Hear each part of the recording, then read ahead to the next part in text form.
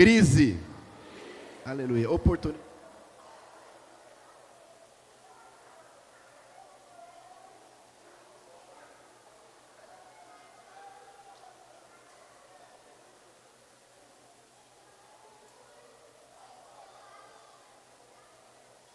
Glória a Deus. Amém. Acabei de ter a oportunidade de pegar um microfone melhor. Está melhor aí? Amém? Glória a Deus. Vamos ler então João capítulo 6. Nós vamos do versículo 1 até o versículo 15. Eu peço que você me ajude na leitura. Vamos ler na nova tradução, na linguagem de hoje, para uniformizar, ok? Se você que está com um smartphone, você que está aí com a Bíblia impressa, com o aplicativo santo, o livro santo, eu vou ler um versículo sozinho e peço que você leia o seguinte comigo bem forte, amém? Diz o texto, João capítulo 6, versículo 1. Depois disso, Jesus atravessou o lago da Galileia, que também é chamado de Tiberíades. Leia comigo. Uma grande multidão o seguia, porque eles tinham visto os milagres que Jesus tinha feito, curando os doentes. Ele subiu um monte e sentou-se ali com seus discípulos. A Páscoa, a festa principal dos judeus, estava perto. Jesus olhou em volta de si e viu que uma grande multidão estava chegando perto dele. Então disse a Felipe: onde vamos comprar comida para toda essa gente? Ele sabia muito bem o que ia fazer, mas disse isso para ver qual seria a resposta de Felipe. Felipe respondeu assim: para cada pessoa poder receber um pouco de pão, nós precisaríamos gastar mais de 200 moedas de prata. Então um dos discípulos, André, irmão de Simão Pedro, disse: está aqui um menino que tem 5 pães de cevada e 2 peixinhos. Mas o que é isso para tanta gente? Jesus disse: digam a todos que se sentem. Vamos ler de novo o versículo 10. Vocês estão diminuindo a força. A gente tem que aumentar a força e não diminuir, amém? Fala para o teu irmão, tem que aumentar a força e não diminuir.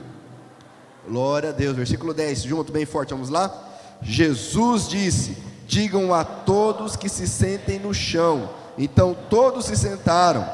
Havia muita grama naquele lugar. Estavam ali quase 5.000 homens. Em seguida Jesus pegou os pães, deu graças a Deus e os repartiu com todos, e fez o mesmo com os peixes, e todos comeram à vontade. Comigo? Quando já estavam satisfeitos, ele disse aos discípulos: recolham os pedaços que sobraram, a fim de que não se perca nada. Eles ajuntaram os pedaços e encheram 12 cestos com o que sobrou dos 5 pães. Os que viram esse milagre de Jesus disseram: de fato, este é o profeta que devia vir ao mundo. Lê comigo bem forte.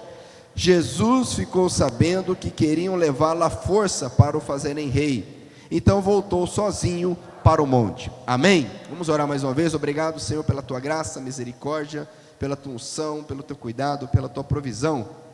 Obrigado, Senhor, por mais uma vez estarmos juntos. Obrigado pelo privilégio que temos de louvá-lo, ó Pai, nesse local, em família, em unidade, com liberdade, Senhor.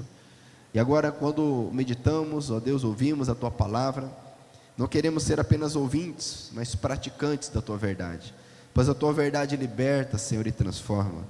E nesse entendimento abrimos o coração. Nesse entendimento, Senhor, há uma expectativa em nós, porque temos declarado que a expectativa gera o ambiente do milagre, ó Pai. E assim nós oramos repreendendo todo ladrão da palavra, toda ação do inimigo contra nós, em nome de Jesus. Amém? Pode se sentar por um momento. Glória a Deus. Aleluia. Como eu disse, então, oportunidade em meio à crise. Sabe, amados, que a crise, ela não está relacionada a determinados momentos históricos. De fato, há momentos na história em que, houveram momentos na história em que a crise foi maior em determinado setor, mas o fato é que a crise, ela faz parte da vida. A crise, ela é comum à vida, desde quando nós nascemos. O nascimento é uma crise. Estamos no ventre, no escuro, na água, no aconchego, mas chega um momento então que precisamos sair. É todo um trabalho que o Senhor preparou, a anatomia humana para isto. E nós entramos numa nova fase agora, onde tudo precisa ser aprendido. No emprego, no casamento, nos relacionamentos, nós entramos e saímos de crises. Então a crise, ela não é um castigo e não é um privilégio deste ou daquele. A crise é uma realidade na vida de todos nós. A questão é como entramos e como saímos de uma situação caracterizada como crise. A crise nada mais é do que um distúrbio, uma situação fora do que nós esperávamos ou fora do que nós estávamos preparados. Nesse momento, o Senhor Jesus, dando continuidade aqui ao nosso estudo sobre João, iniciando esse capítulo, nós vemos aqui que ele estava num contexto onde ele começou a ensinar. Diz o texto aqui, Jesus atravessou o lago, certo? Uma grande multidão o seguia, já havia uma popularidade no ministério de Jesus. Por quê? Porque ele havia feito milagres. E a notícia se espalhou. E aproveitando esta grande multidão, Jesus então começa a ensinar, começa a pregar. Havia ali quase 5.000 homens. E estava próxima a Páscoa, assim como nós estamos próximos da Páscoa, estava próxima a Páscoa. Isso quer dizer o quê? Por que o autor colocou esse detalhe? Para demonstrar que realmente havia uma grande concentração de pessoas ali, porque na Páscoa as pessoas tinham que ir até Jerusalém para celebrar essa festividade. Então já começava a ver toda uma preparação, caravanas, pessoas se acumulando ali. Então não é à toa essa observação. E aproveitando a Páscoa, quero abrir um parênteses aqui. Sabe, amados, que a Páscoa, ela é a maior festa da cristandade. A Páscoa, ela surge lá no Êxodo, quando o Senhor tira o povo de Israel do Egito. E na Páscoa o Senhor Jesus entregou sua vida por nós. E quando Ele entrega a sua vida por nós, acontece a salvação. O Natal, ele celebra o nascimento, traz à memória o nascimento de Cristo. Mas o nascimento de Cristo, por si só, não trouxe salvação, porque era necessário que o Filho do Homem morresse e ressuscitasse ao terceiro dia. Tem isso em mente. Por que eu estou falando isso? Porque com certeza você passa pelo comércio, você já está vendo os ovos de chocolate, já está vendo aí alguns anúncios. É importante instruirmos nossas crianças sobre a verdade da Páscoa, que a Páscoa não está relacionada a coelho, ou chocolate, ou ovos. A Páscoa está relacionada ao Cordeiro de Deus, que tira o pecado do mundo, o Cordeiro que foi sacrificado em nosso lugar. E isso não é algo à toa, isso não é um detalhe, não é algo banal, porque nós percebemos o quanto o inimigo, ele trabalha para tirar o foco da pessoa de Jesus. Poucas crianças no domingo de Páscoa buscam o Senhor, elas estão na expectativa do ovo de chocolate, que é algo estranho, porque ovo de chocolate não é, ou ovo decorado, que seja, não é uma ordenança bíblica, nem sequer é citado na Bíblia algo parecido, muito menos o coelho, que é inclusive um animal impuro, conforme as regras do Levítico. Então fique atento, busque a orientação do Senhor, não se distraia. Amém? Precisamos ser fiéis nas pequenas coisas para sermos abençoados nas grandes coisas. Amém? Jesus disse isso. Seja fiel no pouco, e sobre o muito te colocarei. Sim, coisas que na verdade não são pequenas, mas aparentam ser pequenas. Nós não conseguimos ser fiéis, que dirá nas coisas grandes. Amém? Mas estava próxima a Páscoa. Mas o detalhe que eu quero que você perceba é o seguinte: o versículo 6. Quero trabalhar aqui a situação que Jesus permite, e a resposta de Felipe, a resposta de André e a resposta do Senhor Jesus. E depois eu quero falar sobre dois princípios também que aprendemos aqui nesse ponto. Então diz o versículo 6: Ele sabia muito bem o que ia fazer. Ou melhor, perdão, vamos ler o 5. Jesus olhou em volta de si e viu que uma grande multidão estava chegando perto dele. Olha que interessante. Então disse a Filipe: onde vamos comprar comida para toda essa gente? E o versículo 6 faz uma observação interessante. Ele já sabia o que iria fazer, porque o Senhor está no controle de tudo, amém? Deus já sabe o que vai fazer. Nós é que não sabemos o que Deus vai fazer. Jesus já sabia. E o interessante nessa dinâmica do Senhor é que Ele prova os nossos corações. Ele provou Filipe, diz o texto, mas Ele disse isso para ver qual seria a resposta de Filipe. Esse é o primeiro ponto importante dessa noite. Havia uma crise ali, ou seja, uma situação para a qual os discípulos não estavam preparados. Isso é crise. Uma situação que fugiu de qualquer planejamento, se é que eles tinham algum planejamento logístico. As pessoas estavam longe de casa, longe de um local apropriado de comércio, e chegou o momento onde estariam com fome. E o que fazer? Qual resposta dar para isso? E Jesus, já sabendo o que fazer, Ele prova o coração de Filipe.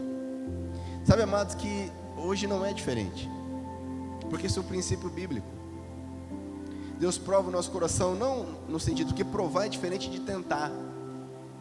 A Bíblia diz que Deus não tenta ninguém, mas nós somos tentados pelas nossas vontades e desejos. Isso que a Bíblia nos ensina. E nós somos tentados pelos nossos desejos, e ser tentado não é problema. Somos tentados pelos nossos desejos. O problema é que, sendo tentados, nós damos vazão, damos aso, damos oportunidade aos nossos desejos. E aí eles permitem, eles nascem, eles crescem e nos leva à prática do pecado. Mas Deus não tenta ninguém, Ele prova. Assim como o ouro é provado, a Bíblia diz, o Senhor prova o nosso coração. E nesse princípio eu gostaria que você abrisse comigo a sua Bíblia. Lá em Provérbios, capítulo 17, versículo 3. Alguns textos que eu gostaria que você anotasse no teu celular, no teu caderno, na tua agenda. Provérbios 17, 3.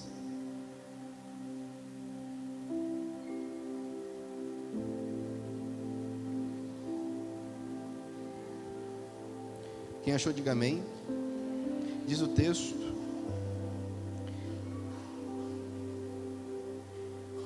o ouro e a prata são provados pelo fogo, mas é o Senhor Deus quem mostra o que as pessoas realmente são. Ou seja, no literal, o Senhor é quem prova os corações. Assim como o fogo purifica o ouro e a prata, o Senhor prova os corações, ou como diz aqui, mostra o que as pessoas realmente são. Sabe, amados, agora preste atenção nisso, por favor. Nós não sabemos quem nós realmente somos. Quando a Bíblia diz que Deus prova os corações, ou que Deus, nessa versão aqui, mostra quem realmente nós somos, não é para nos humilhar, nos expor a alguma coisa.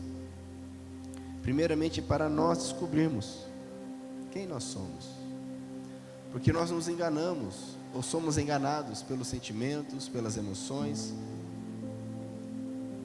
Nós não sabemos do que somos capazes, porque Satanás, desde que somos pequenos, ele fica trabalhando na nossa identidade, trabalhando na nossa vida, para nos podar, nos moldar a imagem e semelhança dele, e nos tirar da imagem e semelhança do Senhor. Você sabe quem você é em Deus? Porque Deus nos mostra, no meio da provação, quem nós realmente somos. E Deus te fez com um propósito. Deus te fez para ser um instrumento nas mãos dele, amém? Agora, olha que interessante, abra comigo a sua Bíblia em Deuteronômio, capítulo 8.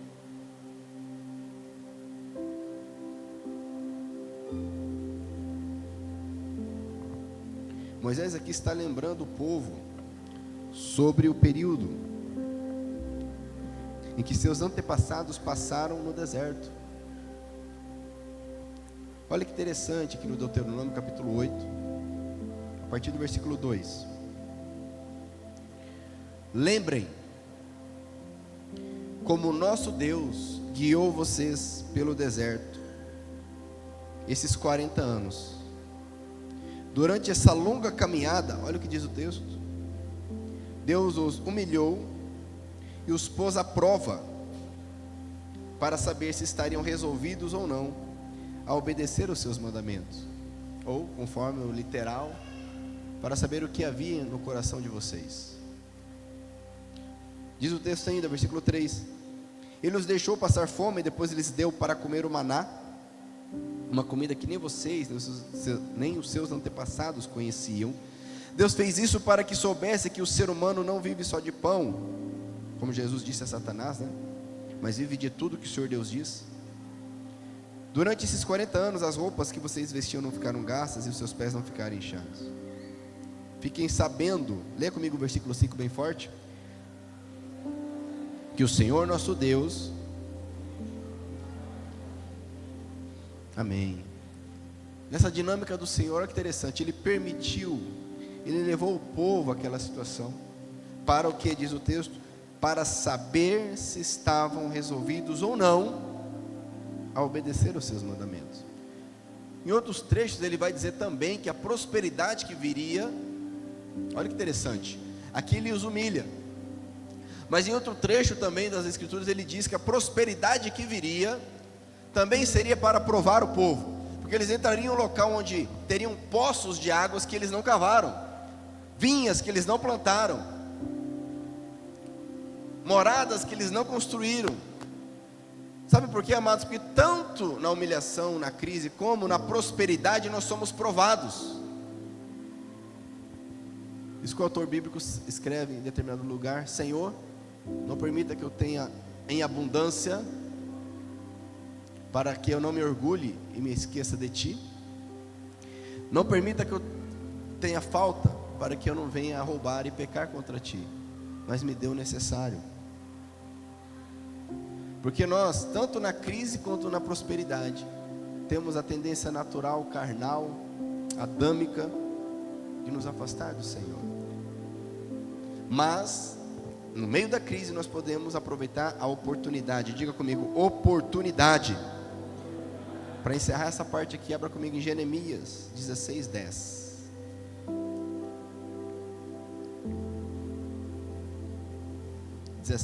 Perdão. Jeremias capítulo 17, versículo 10.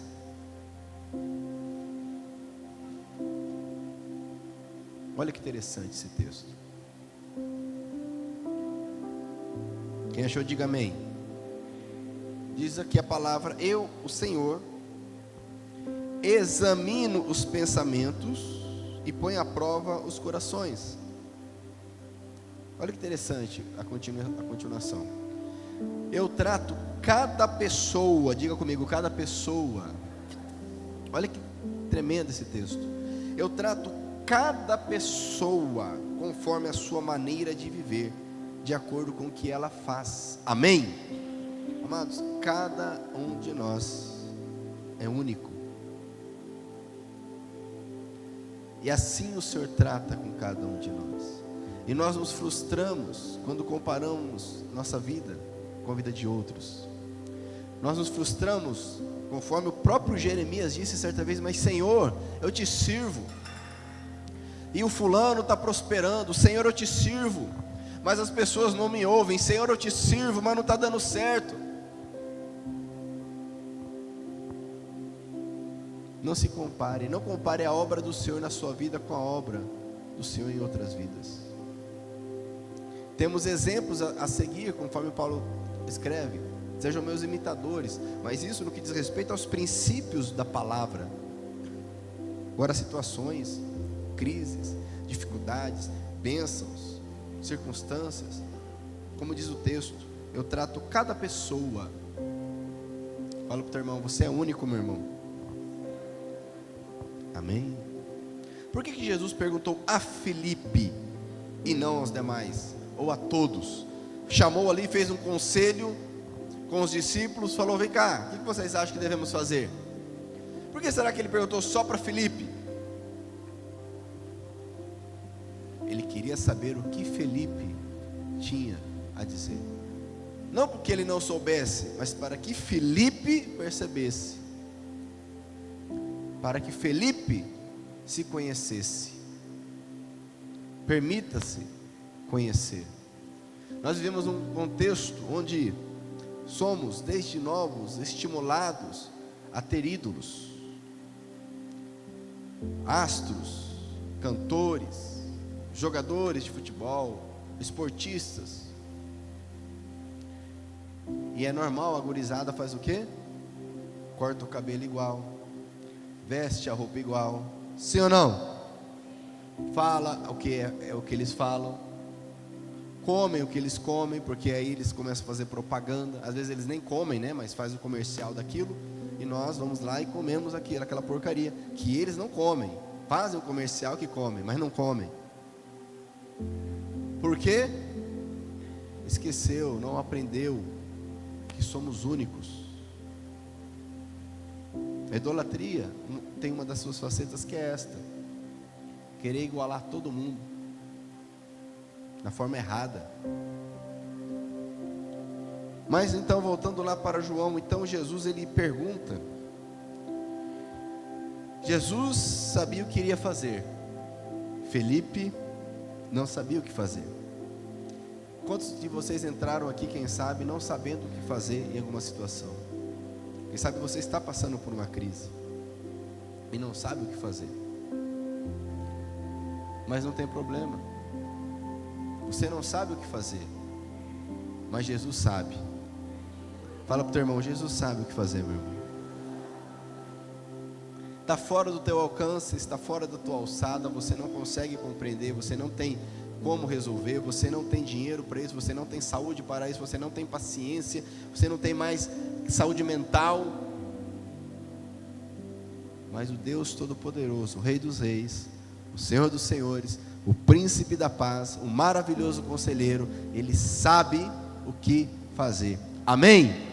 A questão é: será que nós vamos discernir e permitir que Ele faça? Vamos permitir que essa oportunidade surja no meio da crise? Ou vamos nos desesperar, nos esconder no medo, na vergonha, no comodismo? Diz o texto então, olha que interessante, versículo 6: ele sabia muito bem o que ia fazer, mas disse isso para ver qual seria a resposta de Felipe. Vou reforçar isso aqui. Nessa crise que você está passando, meu irmão, Deus já tem a resposta. A questão é: qual será a sua, ou qual está sendo a sua reação? Eu quero ler aqui, eu acredito que será possível projetarem aqui no slide, alguns princípios e pensamentos sobre crise, antes de continuarmos. Porque, como eu disse, a crise ela é comum a todos nós. A questão é como nós vamos agir a ela. Todos esses pensamentos que eu vou ler aqui foram retirados do livro Vencedores Nunca Desistem, que é do currículo Hombridade. Nós aprendemos que vencedores não são aqueles que nunca falham, porque estes não existem. Vencedores são aqueles que nunca desistem. Fala para o teu irmão: nunca desista, meu irmão.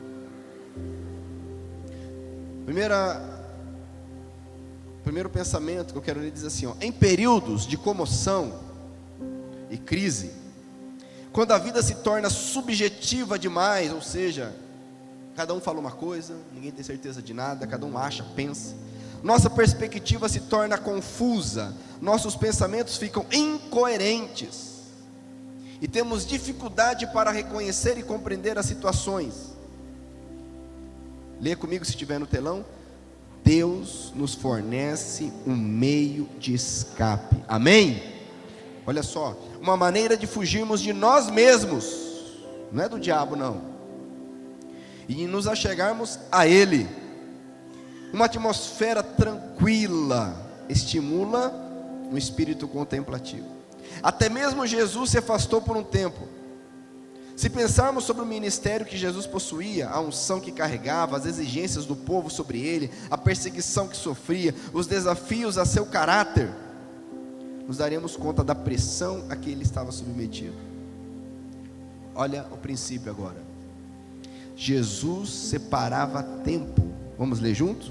Jesus separava tempo para estar a sós com o Pai. Se Jesus e Elias precisavam disso, nós precisamos muito. Amém? Quem que vai receber um galardão nessa noite e trazer um copo d'água para mim, por favor? Amém? Olha o princípio aqui. Tire tempo para ouvir a voz do Senhor. Quando tudo se torna subjetivo, nós ouvimos opiniões, buscamos opiniões, ideias, vamos no YouTube, vamos no conselheiro, vamos na igreja, vamos nos livros. Nós não conseguimos mais discernir, começamos a ser incoerentes. Eu vou divorciar, eu vou embora, eu vou sair da igreja, eu vou pedir demissão. Começamos a ser incoerentes, diga incoerente, porque não paramos para passar um tempo a sós com Deus e fazer o básico, que é: Senhor, o que eu devo fazer? Senhor, eu não sei de onde tirar. Senhor, não tem solução para os médicos. E ouvir a voz do Senhor. Olha que outro pensamento interessante. Sua confiança durante a crise, seja de provações ou tentações, não está em suas habilidades, veja bem, talentos, emoções, circunstâncias, obrigado, e nem mesmo em você. Onde está? No Deus vivo. Está pequenininho, acha aí? Não dá para ler. Está no? Esse é o problema. Você é uma pessoa habilidosa, você é uma pessoa inteligente, você é uma pessoa que tem recursos, você é uma pessoa capaz, mas a tua habilidade, a nossa capacidade, os nossos recursos, muitas vezes não são suficientes para corresponder à crise que o Senhor está enviando. E sabe por quê? Porque Ele quer nos ensinar a depender dEle. Está em Deus, diz aqui esse pensamento. Em seu momento de necessidade, sua confiança deve estar centrada apenas em. Mas nós esperamos do governo, esperamos do cônjuge, esperamos do patrão, esperamos do médico, esperamos do juiz, esperamos do irmão da igreja, esperamos do pastor, porque a nossa mente fica trabalhando,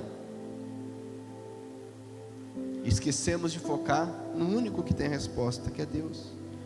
Olha o que diz Provérbios, aí está na tela, acredito: confie no Senhor de todo o coração, e não se apoie na sua própria inteligência. Outro pensamento sobre crise: saímos do velho e entramos no novo através de uma crise. Quem quer sair do que é velho aqui?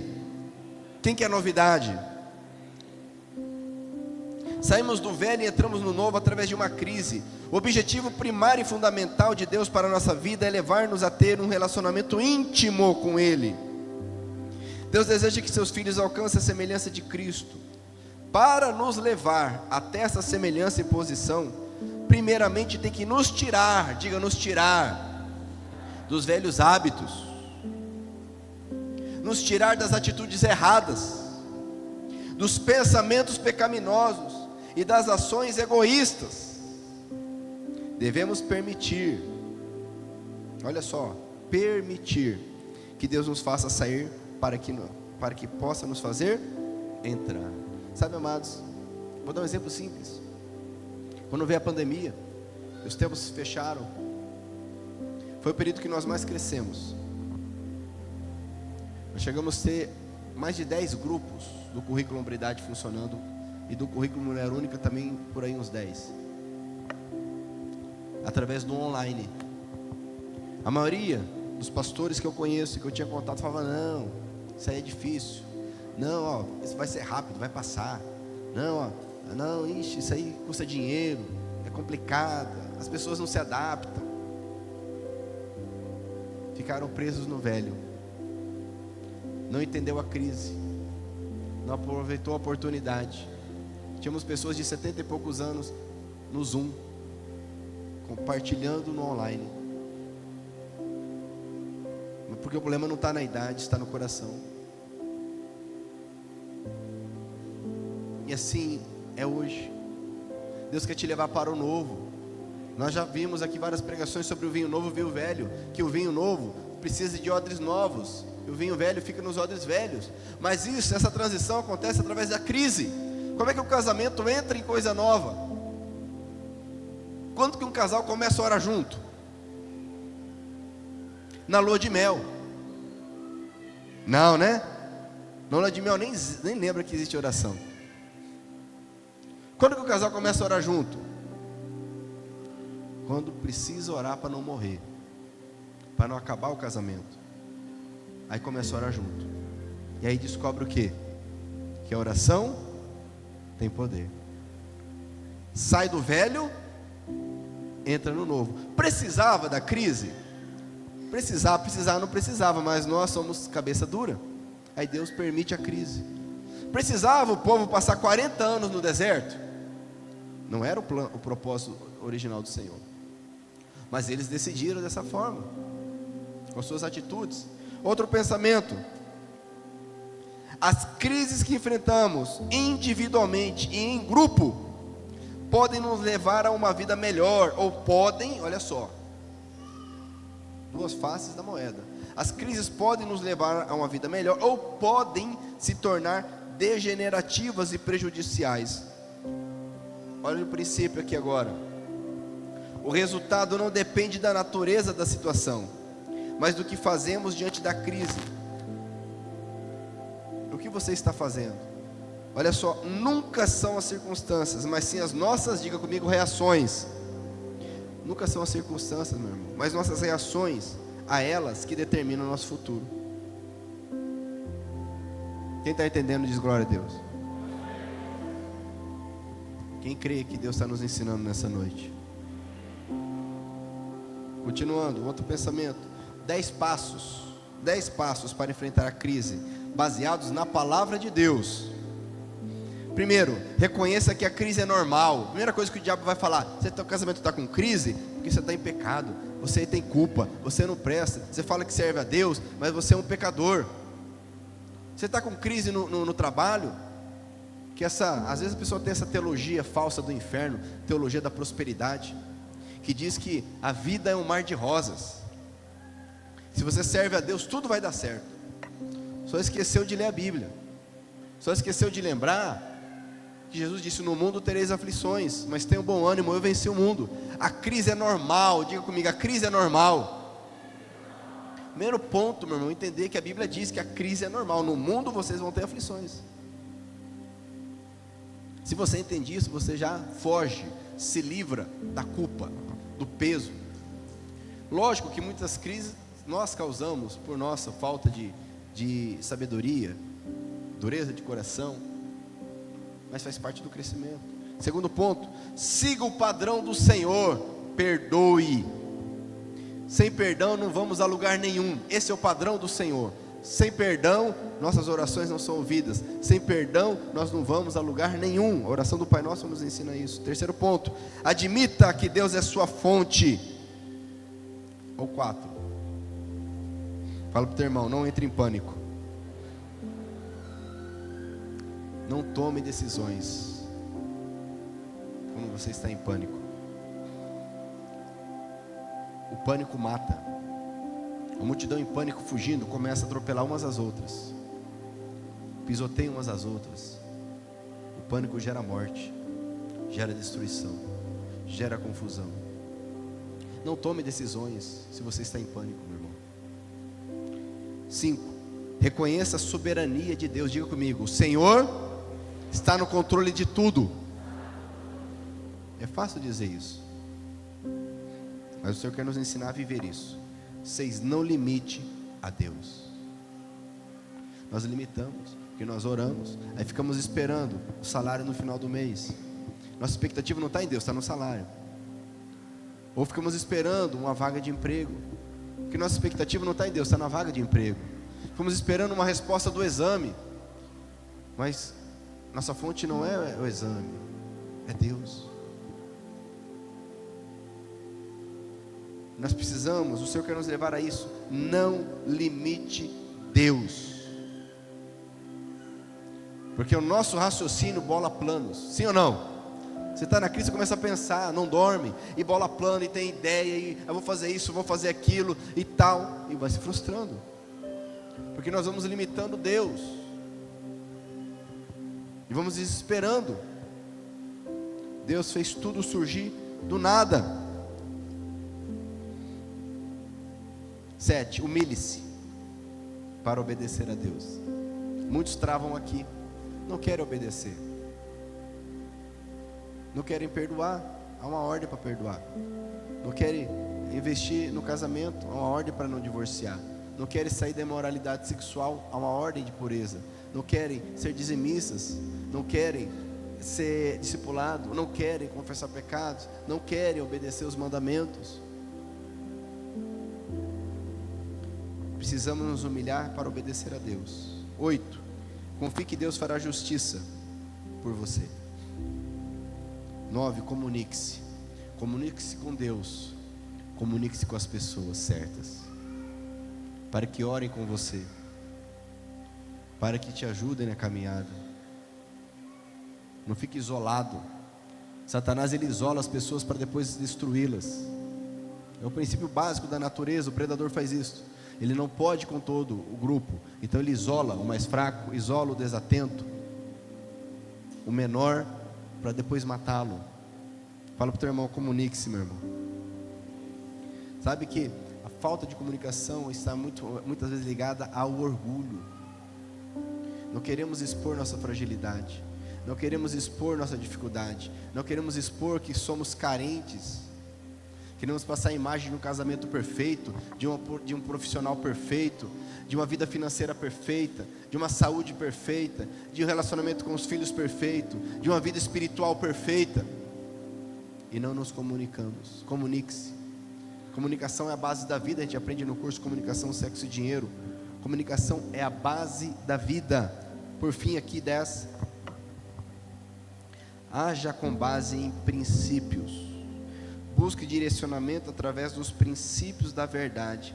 Olha só. E não de reações a sentimentos momentâneos. Haja com base em princípios e não em emoções. Nós somos tentados a não agir por princípio. Nós somos tentados a agir, eu acho. Mas eu penso. Mas eu acho que não vai dar certo. Mas eu acho que isso é muito radical. Mas eu acho. Existem princípios eternos. Os métodos mudam, a forma de se aplicar muda, mas os princípios bíblicos são eternos. Haja com base em princípios. Amém? Para encerrar, diga-se comigo: a crise não é um fracasso, é apenas um processo. E vamos encerrar essa parte para voltar para João 6. A crise não é um fracasso. Por que eu estou falando isso? Porque Satanás vai dizer, pelo fato de você estar passando por uma crise, seja financeira, seja pessoal, seja matrimonial, você está fracassando. Não é verdade. A crise pode levar ao fracasso, mas ela não é um fracasso. A crise é um processo. A questão é como você vai sair dessa crise. Quem está entendendo, diga amém.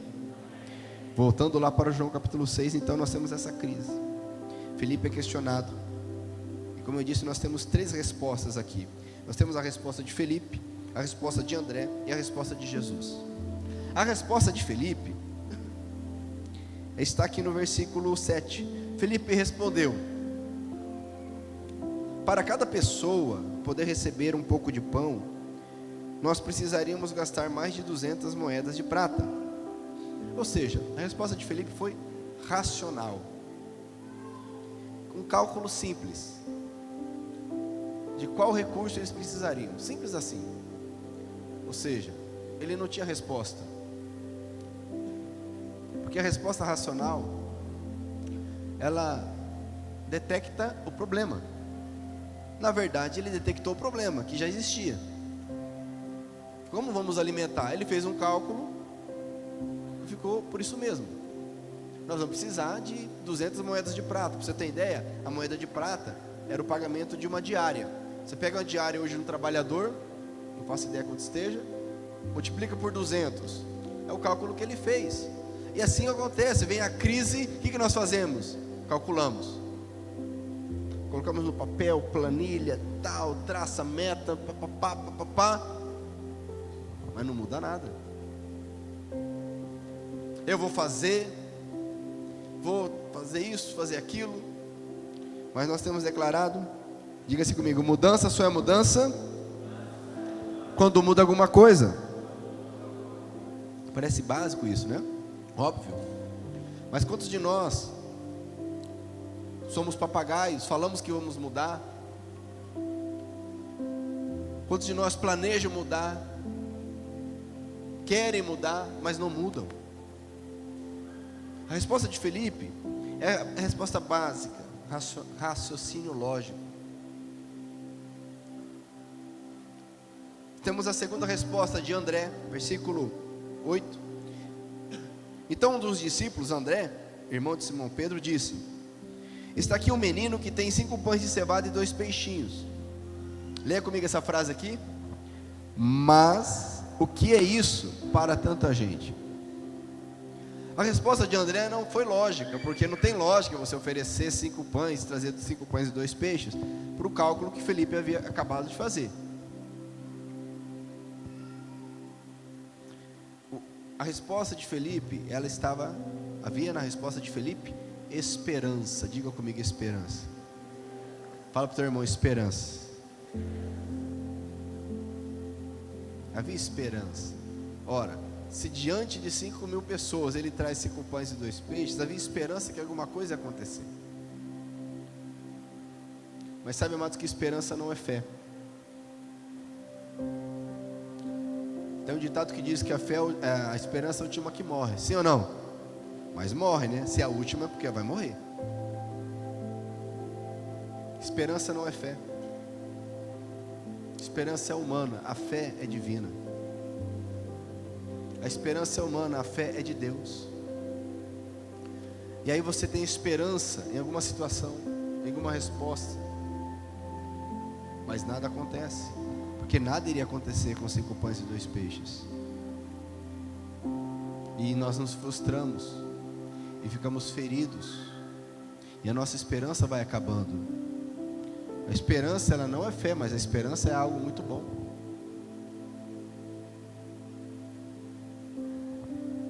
Aí nós temos a terceira resposta. Jesus disse, é interessante o que Jesus faz. Jesus não diz, fica tranquilo, eu vou multiplicar os pães. Ele não fala isso.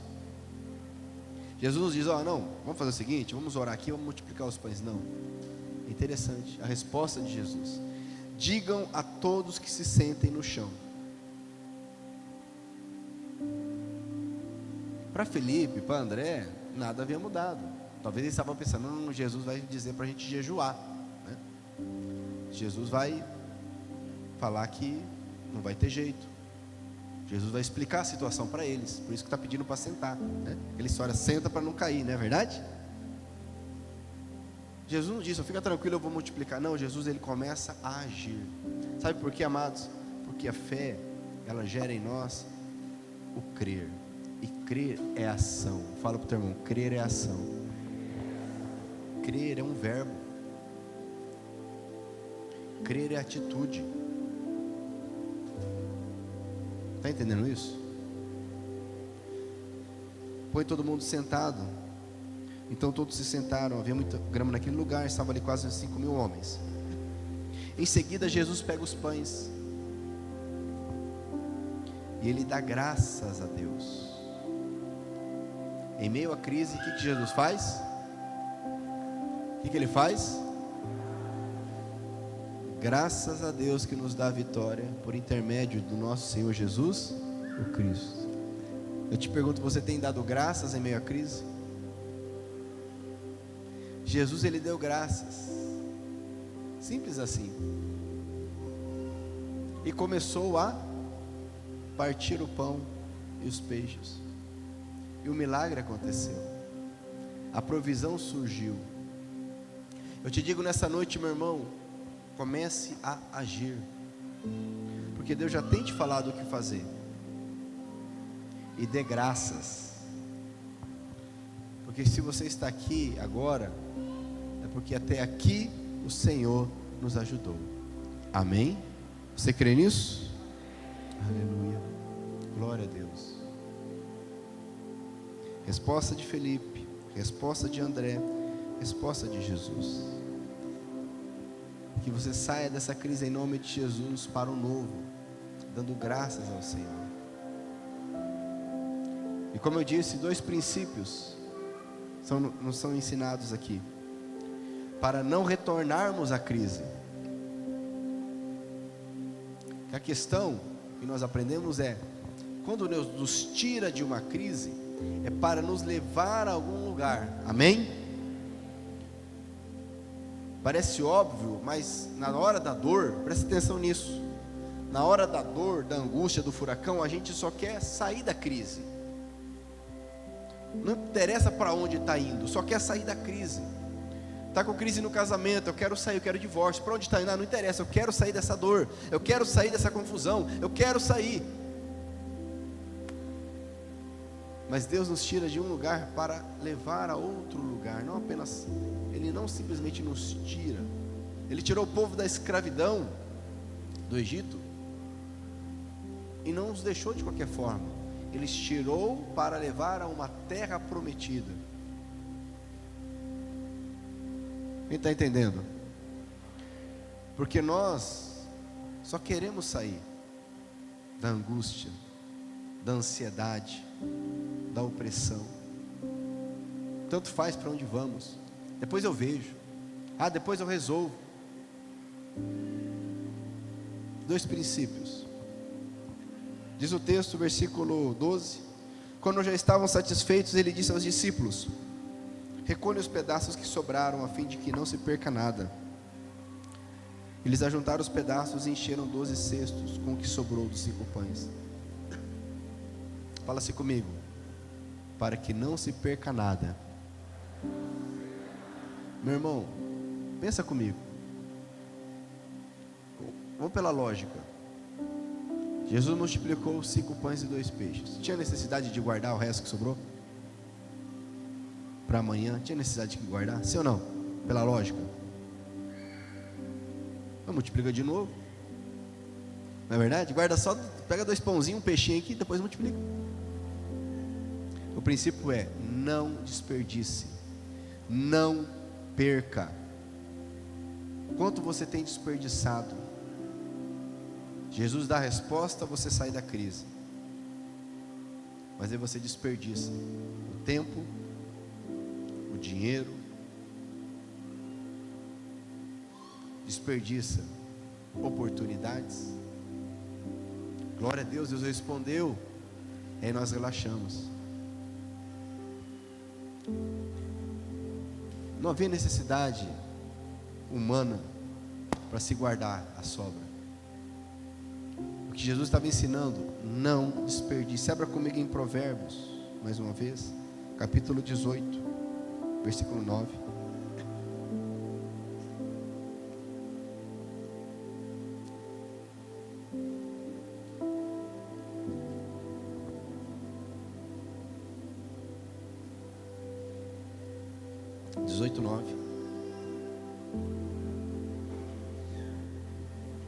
Esse texto é muito conhecido, diz assim, nessa versão diz: o trabalhador relaxado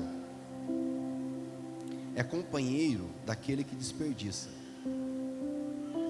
Outra versão vai dizer que o preguiçoso, o inepto, é irmão do destruidor.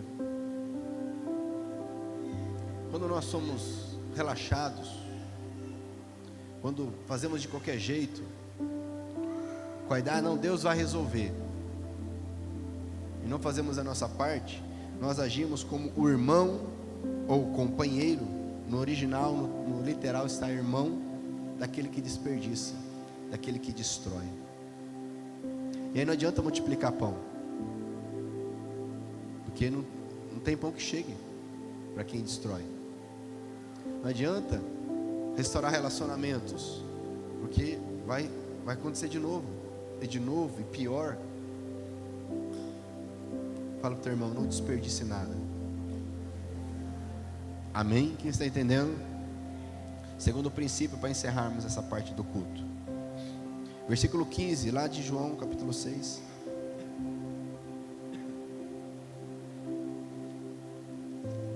Olha que interessante. Ou melhor, vamos ler o 14 também. Diz o versículo 14: os que viram esse milagre de Jesus disseram: de fato, este é o profeta que devia vir ao mundo.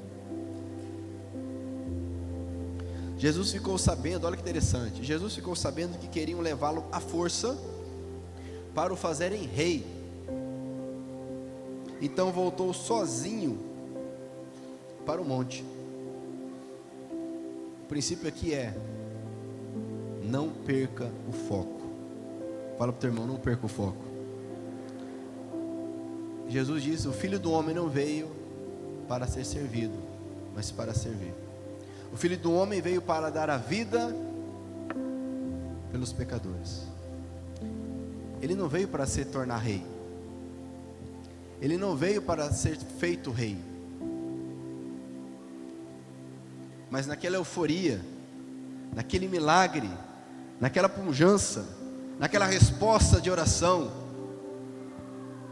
nós somos tentados a sair do foco, começar a fazer coisas que Deus não pediu para fazermos, fazer aquilo que não é vontade do Senhor. Deus abençoou, glória a Deus, vê a resposta, e as pessoas ao nosso redor, as circunstâncias então querem nos levar a sair do objetivo, a perder o foco. Meu irmão, minha irmã, não perca o foco, amém? Talvez você não está em crise agora, você está num momento bom da tua vida, tranquilo, glória a Deus por isso, mas será que você não está perdendo o foco? Você imagina se Jesus deixa esse povo levá-lo para ser rei, e ele deixa de padecer na mão dos pecadores e morrer na cruz por nós, que era o objetivo, para isso que ele veio. Parecia algo bom, não é verdade? Aceitaram Jesus, olha, reconheceram ele, que bênção, olha só. Não, eles estavam interessados apenas em alguém que iria ficar multiplicando pão, um raciocínio simples. A gente guarda aqui os pães, quando estiver acabando ele multiplica de novo, é nosso rei, resolve. Abra comigo a sua Bíblia, em 1 Coríntios capítulo 15, primeira carta de Paulo aos Coríntios capítulo 15.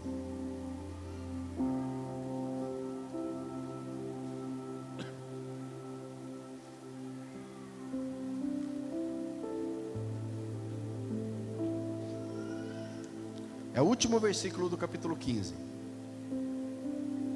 Todo o capítulo 15 fala da ressurreição, da glória, da transformação do corpo quando fomos ressuscitados. E ao terminar de falar sobre essas questões eternas e fantásticas, Paulo escreve o seguinte: quem achou, diga amém. Portanto, queridos irmãos, continuem fortes e firmes. Fala para o teu irmão, continua forte e firme, meu irmão.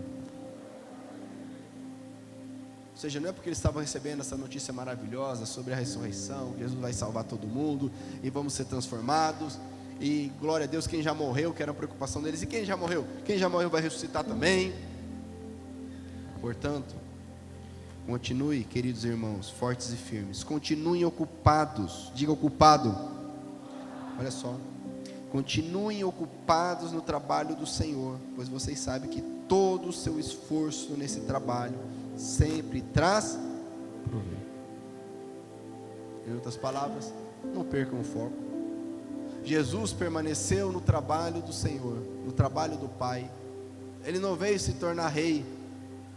Abra comigo também em Hebreus, um pouco à frente você vai encontrar Hebreus capítulo 12.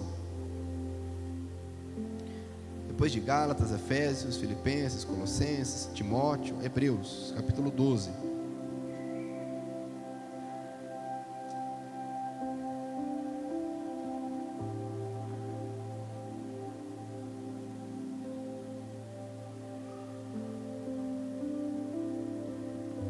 o texto, versículo 1. Assim nós temos essa grande multidão de testemunhas ao nosso redor. Portanto, deixemos de lado tudo que nos atrapalha. Olha que interessante esse texto. Deixemos de lado tudo que nos atrapalha e o pecado. Grifa isso aí. Deixemos de lado tudo que nos atrapalha e o pecado que se agarra firmemente em nós, e continuemos a correr sem desanimar a corrida marcada para nós. Conservemos, olha só, não perca o foco, meu irmão, minha irmã. Conservemos os nossos olhos fixos em Jesus, pois é por meio dele que a nossa fé começa, e é ele quem a aperfeiçoa. Ele não deixou que a cruz, ou seja, a maior crise, a ponto dele orar e falar: Pai, se for possível, passa de mim esse cálice. A maior crise, ele não deixou que a cruz, a crise, fizesse com que ele desistisse. Não desista, meu irmão. Não desista, minha irmã. Por que você está desistindo? Nem a cruz fez o Senhor Jesus desistir. Está entendendo isso? Diz o texto: pelo contrário, por causa da alegria que lhe foi prometida, ele não se importou com a humilhação de morrer na cruz, e agora está sentado ao lado direito do trono de Deus. Aleluia! Vai desistir? Mas está doendo, dói mesmo. Vai desistir? Ah, mas eu estou cansado. E cansa mesmo, meu irmão, minha irmã. Vai desistir, mas eu não aguento mais. Glória a Deus, porque agora vai começar a força de Deus, porque a tua está acabando.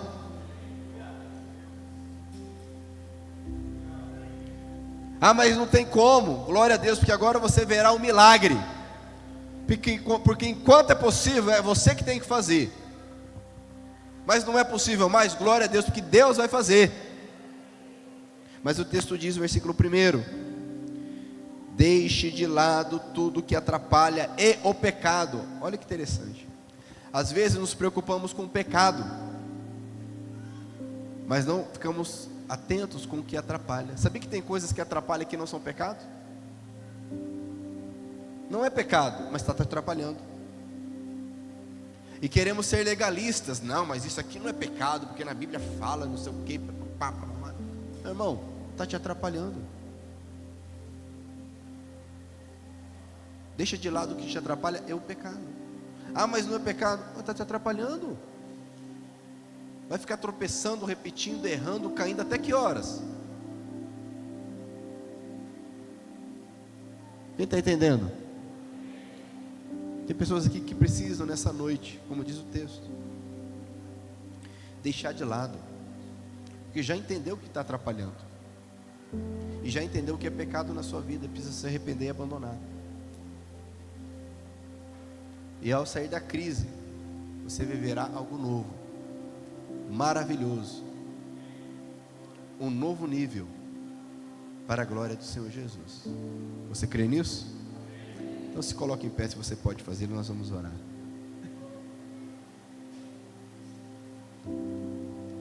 Feche os seus olhos por um